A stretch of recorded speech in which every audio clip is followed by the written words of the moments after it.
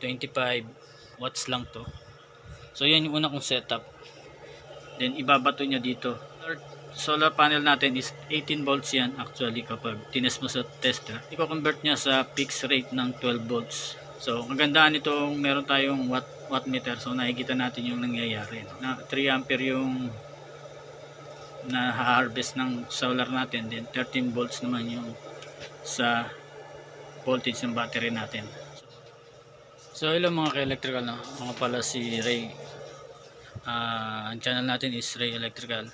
So ako yung gumagawa ng mga vlog ng mga wiring, ng electrical wiring, no? At mga tutorial tungkol sa electricity. So medyo nag-ship tayo, no? So check nyo lang dyan sa channel ko kung gusto nyo matuto ng electrical wiring. So i-combine natin ngayon yung solar system, no? Kasi nga medyo tumataas yung kuryente sa atin dito sa Pilipinas, no? So kaya pinag-aaralan ko ngayon yung solar system, na kung saan DIYers din tayo, dahil nga kung papakontrata natin sa contractor ay talagang may kamahalan. Handa ka ng 100,000 para sa solar setup mo. Although okay naman yun talagang kung may pera ka, pero kung kagaya lang natin na wala naman tayong perang ganun kalaki, so assemble lang ang ginagawa natin. So okay na okay itong ginagawa natin vlog para sa inyo at mapag-aralan natin yung solar setup. So ito pala yung solar setup ko, yan. So nagsimula ako sa PW lang. Ito. PW tsaka isang battery sira. Ito. 12 volts din yan. 9AH battery. Then isang solar panel na maliit. 25 watts lang to. So yan yung una kong setup. Then ngayon nag-upgrade tayo nga. Meron na tayong MPPT pero di pa nakakabit, no? At meron na rin tayong solar panel na malaki. 160 watts. So nakapagpa-under na yan ang isang electric fan maghapon hanggang sa gabi. Then ilaw sa labas na 12 volts. Then may inverter ako kung may gusto akong gamitin dito sa labas. Kapag nagba-vlog tayo, hindi ko na kailangan mag-extension pupunta sa loob ng bahay para sa kuryente. So ito na yun. So kita nyo, ginagamit ko dito 220 yan. Then nagcha-charge ako ng battery para sa barena ko. So ito yung isang kong electric fan sa labas na ginagamit yan. So sa battery kumukuha yan sa battery kumukuha to ng kuryente from battery. Ito battery natin, from battery to converter 12 volts, then to 20 volts, yan pupunta dito. Okay, then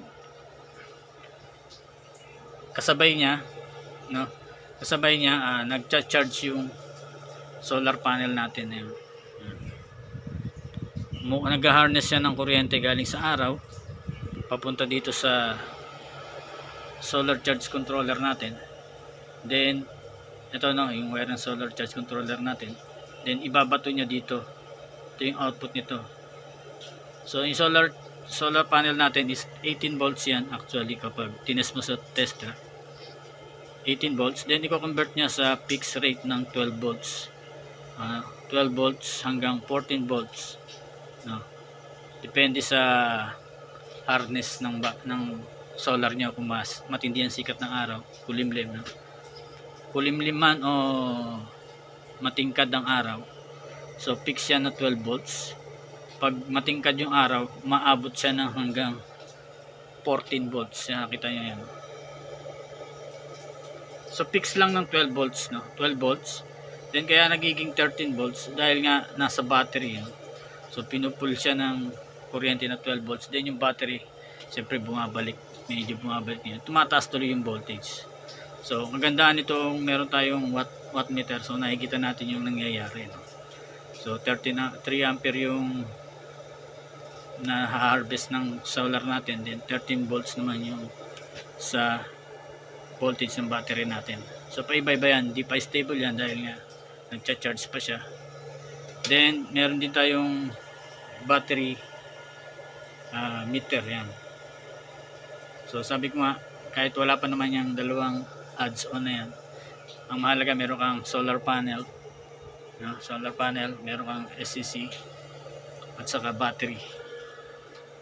Tatakbo ka na yan. Ngayon, kung mga 12 volts lang, okay lang yan, tatlo. Yan ang magagamit mo. Pero kung gusto mong gumamit nga ng appliances, kailangan mo ng isang inverter na magko-convert siya sa 220 volts. So, meron naman nabibili ito mas mura. Sa akin kasi 1000 watts to, no? So, medyo maraming appliances pwede dito. Meron namang 300 watts, 150 watts for starter. Pwede na yun. So, ilang masishare ko ngayon ng mga ka-electrical tungkol sa solar system. So, huwag niyong kalimutan mag-subscribe, click ang notification bell para updated kayo sa mga video pa darating. At may turo ko pa sa inyo tungkol sa setup. At pagpatuloy natin ang pag-aaral na to para makabawas-bawas tayo sa kuryente pagdating ng panahon. So, kasi assemble lang to, pakunti-kunti lang ang upgrade natin. Dahil nga wala tayong ganong kalaking pera. So, okay now. Thank you. God bless.